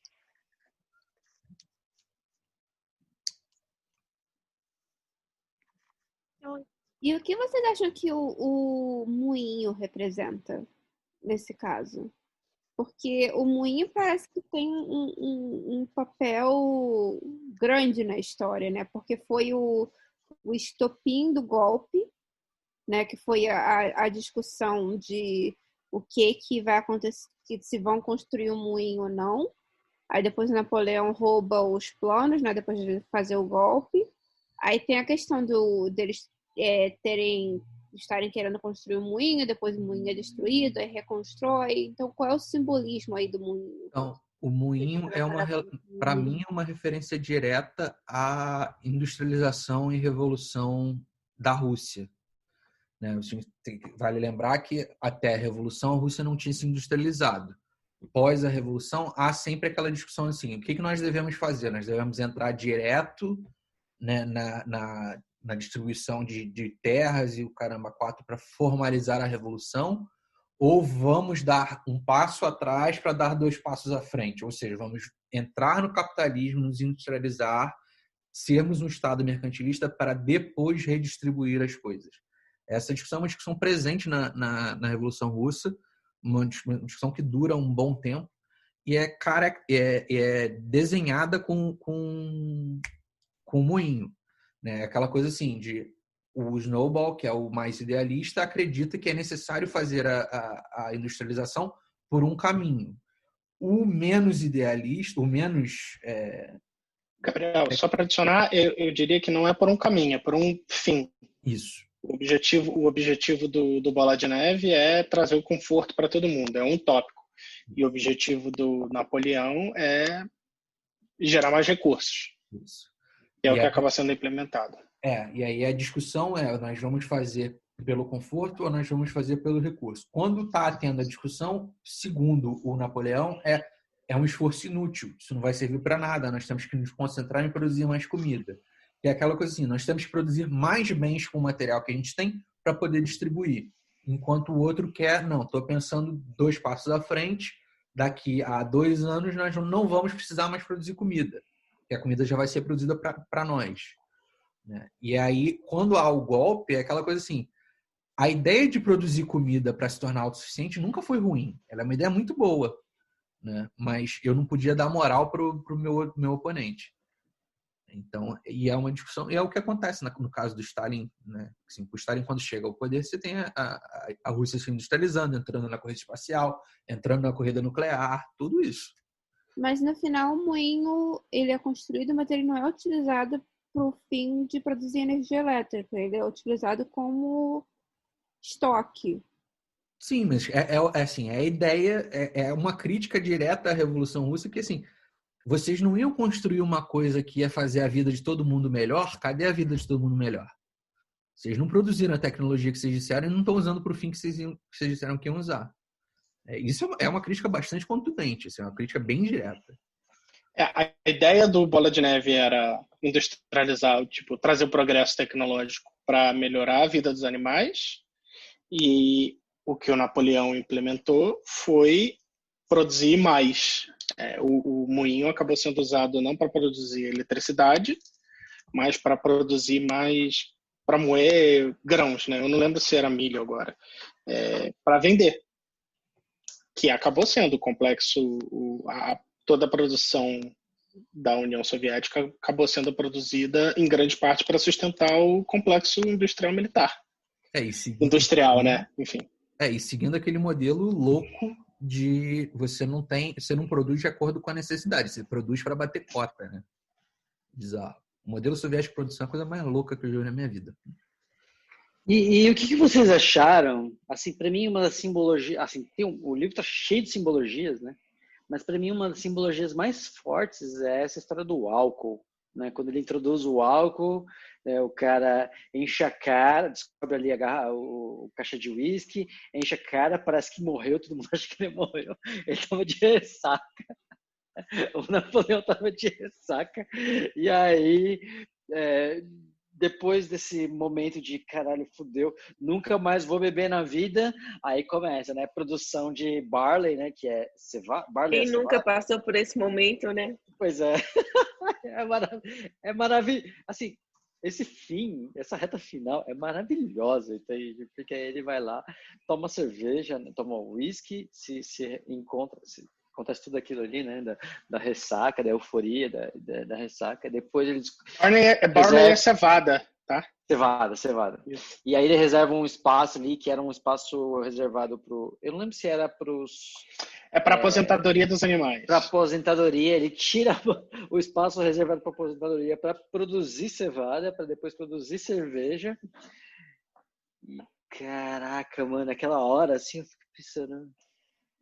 Ou o Orwell tá muito certo ou ele tá muito errado. Não é possível. Na verdade, assim, tanto tem a parte engraçada, que é, de fato, os porcos começam a beber e aí passa o período da ressaca e ele tá morrendo. Não, ele sobreviveu e agora pode. E aí muda o mandamento logo depois, né? O mandamento que nenhum animal poderia consumir álcool vira nenhum animal poderia consumir álcool em excesso.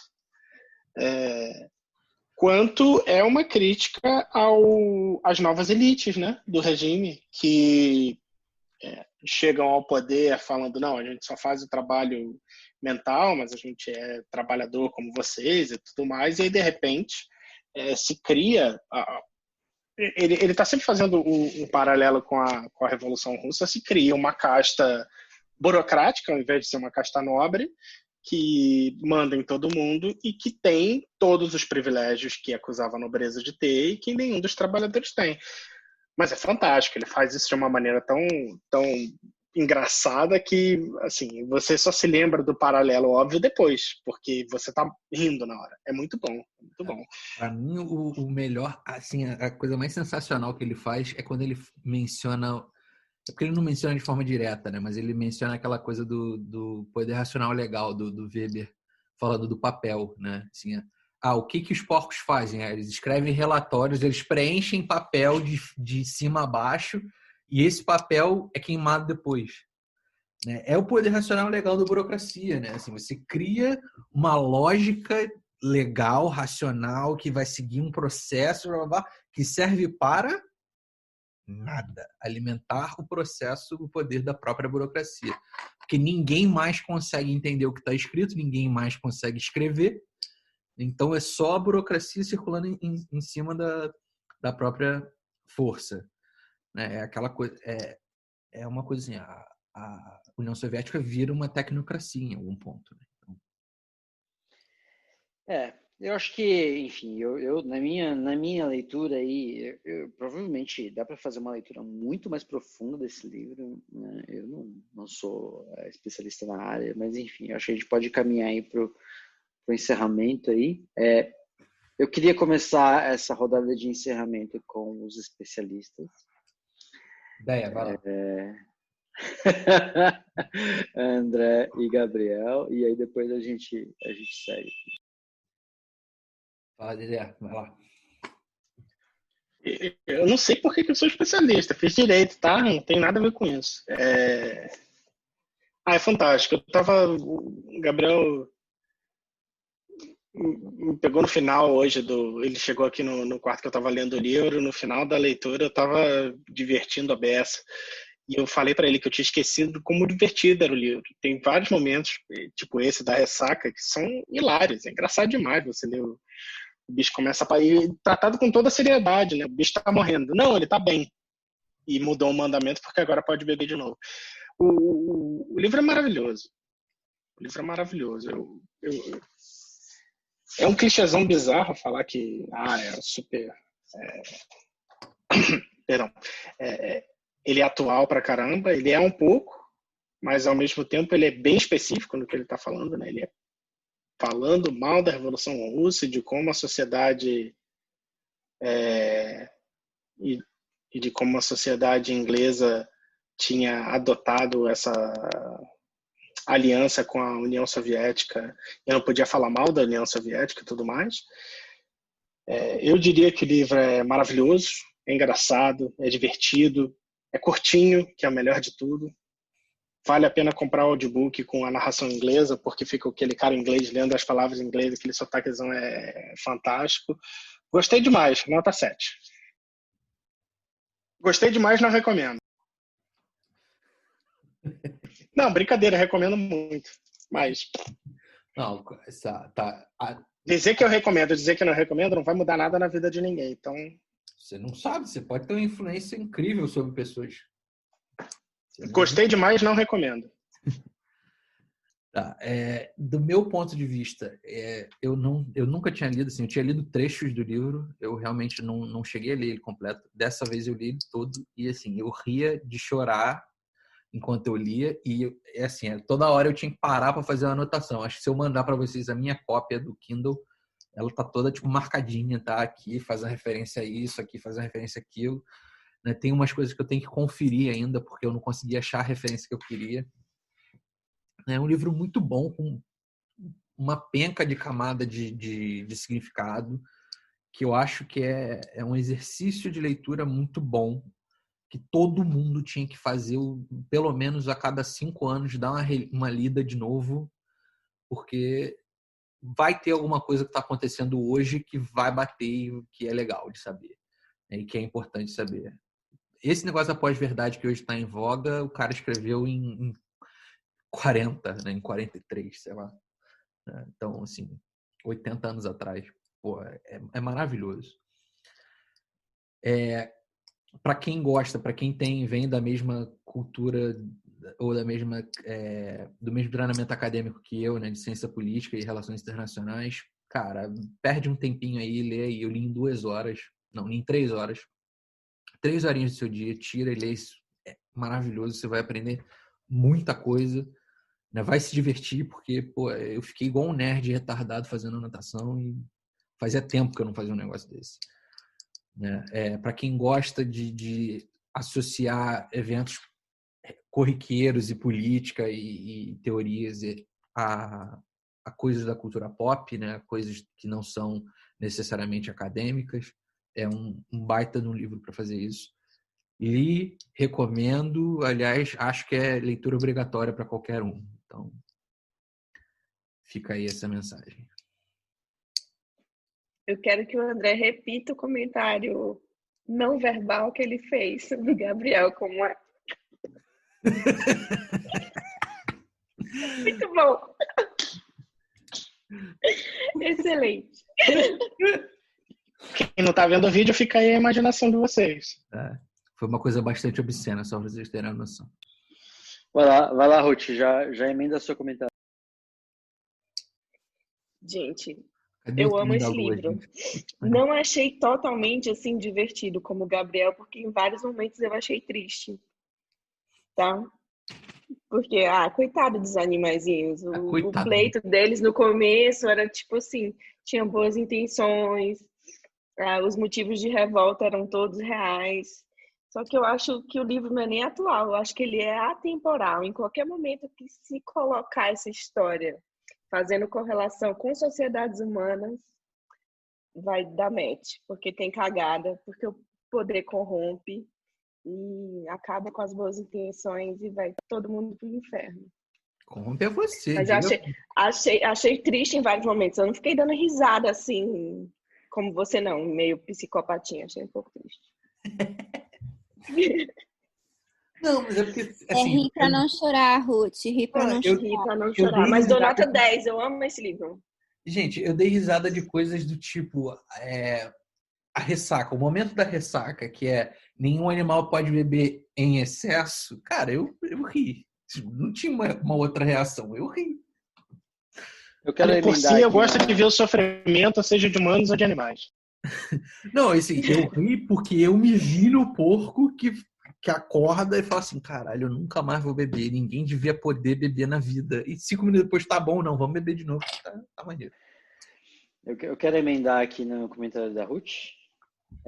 Eu tenho algumas coisas que eu acho interessantes. Então, primeiro é a escolha dos porcos, como os personagens ali que são, não sei se dizer se eles são os protagonistas, mas enfim. Parece que o Orwell, ele escolheu os porcos pensando no final, né? Quando ele fala que você não conseguia saber quem era porco, quem era humano. Né? Esse final eu acho que ele é tão simbólico, tão forte, tão, né, visual. Eu acho muito maravilhoso. Tem um outro ponto que é gordofóbico. Eu acho que tem um pouco essa coisa do cinismo. Assim, depois quando você lê os prefácios dos outros livros, quando você lê os prefácios, você percebe que ele não é tão cínico quanto o livro aparenta. Né? O livro parece que ele é muito cínico, né? Que ele desistiu. Ele achou que a esquerda falhou e que o mundo não tem jeito. Né? E quando você lê os porque prefácios, o narrador é uma coisa diferente do autor, né? O narrador é mais cínico que o autor. Sim. Não só a mesma pessoa. Mas tem uma passagem que eu tenho aqui que eu acho maravilhosa, assim, eu acho que resume muito bem o que o Orwell está querendo dizer, que é o seguinte: quando chega ali no final, eles tiram 7 commandments, 7 leis, 7 mandamentos. 7 mandamentos, e ele substitui por um. E esse um mandamento é assim: todos os animais são iguais, mas alguns animais são mais iguais que os outros. Eu acho assim, é tão simbólico, tão sabe? Diz tanto sobre o que é o livro, né? O meu comentário sobre essa passagem no meu Kindle tá Engenheiros do Havaí.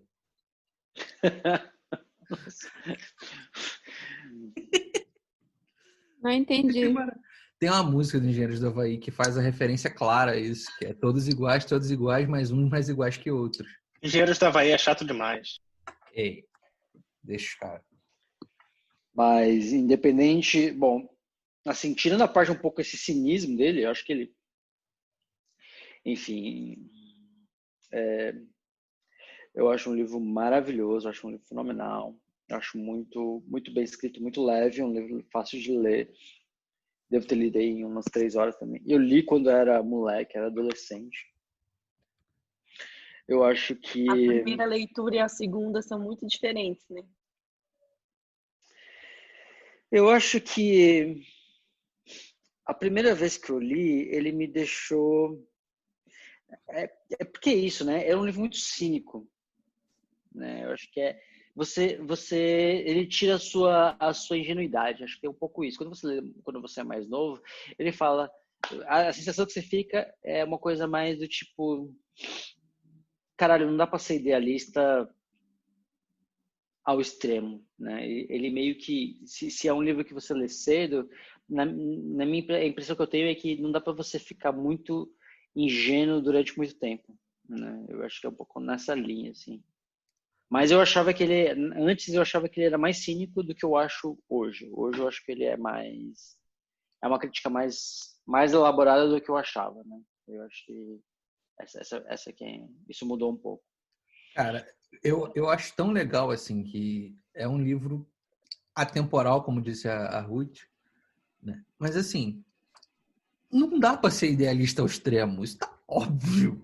Pelo mundo que a gente vive hoje em dia. Não, eu quero a opinião do Carlão sobre o livro. O que você achou do livro? Comente a nossa discussão. O que você achou? Galera, eu vim aqui para desejar um Feliz Natal, boas festas e é isso. Eu queria saber se estava rolando polêmica, galera. Eu queria pegar o finalzinho. Mas não deu. Eu não vou comentar não, galera. Não vou atrapalhar a dinâmica não. Quero escutar. Continuem aí. Não, mas em resumo, eu queria só dizer que, assim, eu acho um livro maravilhoso. Eu acho que deve ser lido. Eu queria escutar mais pessoas que são de esquerda de verdade, não como o Gabriel, né, que é uma esquerdinha meio mais ou menos. Eu queria uma esquerda de verdade.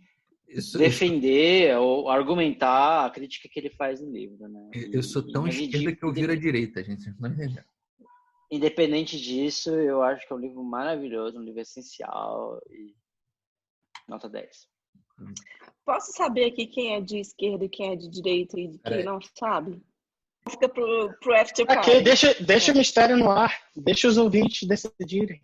Não deixa não. Então, fazer que nem Gabriela Prioli. Depende da discussão, depende do projeto que está sendo discutido, depende da situação. Eu acho que, citando Gabriela Prioli, a gente pode acabar com essa discussão aqui, que já deu. Não, falta a Regina e falta a Déia falarem a opinião delas. Fala, Déia. Renato Sebastião das Manas. Eu gosto muito desse livro. Eu acho engraçado que quando eu tinha 17 anos eu me identifiquei muito com Sansão, mas nessa nova releitura eu me identifiquei mais com os animais mais cínicos, né? Acho que isso faz parte de crescer, né? E é meio triste você perceber isso, que quanto mais velho você vai ficando, você vai adotando um pouco mais de cinismo na sua vida. Então, dessa vez eu achava o burro muito chato quando eu tinha 17 anos e hoje achei o burro o animal mais legal, o animal mais lúcido. Eu acho que quando a gente lê na adolescência tem uma identificação maior com Sansão, mas hoje em dia eu faria a mimosa. Aí todo mundo mesmo. Vou lá, vou para outra fazenda que está melhor. Adeus, evolução. Quero continuar tendo meus cubos de açúcar aqui. Não, mas eu me identifiquei bastante com o burro dessa vez. Eu achei interessante isso de perceber como a interpretação, como o jeito que eu recebi a história foi diferente agora que eu tô um pouco mais velha.